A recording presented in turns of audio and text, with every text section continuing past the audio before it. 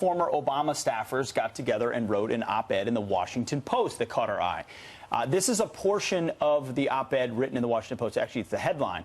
It says, "We are African Americans, we are patriots, and we refuse to sit idly by." Of course, the op-ed goes on to mischaracterize very negatively the Trump administration and what they're going to do in response. Now, Barack Obama himself tweeted that out and said, "I've always been proud of what this team accomplished during my administration, but more than what we did, I'm proud of how they're continuing to fight for an America that's better." Lots of vagueness there, but obviously this team fully against what the Trump administration is trying to do. That's fascinating to me that he weighed in on Twitter like that, because my perception thus far is that he was taking a step back. And I had asked several Democrats about, well, why hasn't he stepped up to the plate to endorse Joe Biden? That was his vice president. Why has he not been more? Oh, well, former presidents stay out of primaries. They don't get involved. Well, he's staying out of it in a sense, but also not in a sense. I mean, this is a pretty vocal display that he has here, that he is going to wade into that. I think you're going to see him emerge. I think very, very shortly you're going to see him emerge, and he's going to have a lot to say about what's going on, because his legacy is at stake.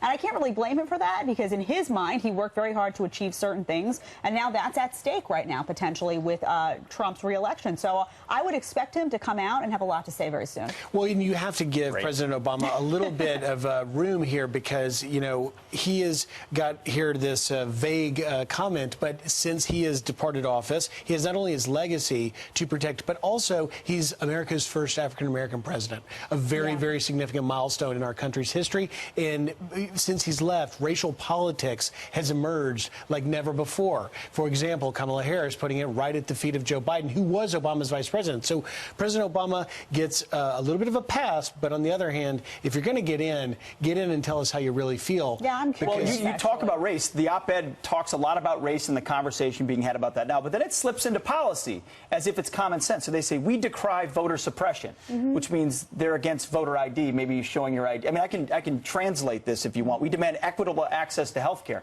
Does that mean universal government-run health care? Housing, quality schools, and employment. Well, employment's great right now in African-American communities. Thank God. We want that because of the rising votes.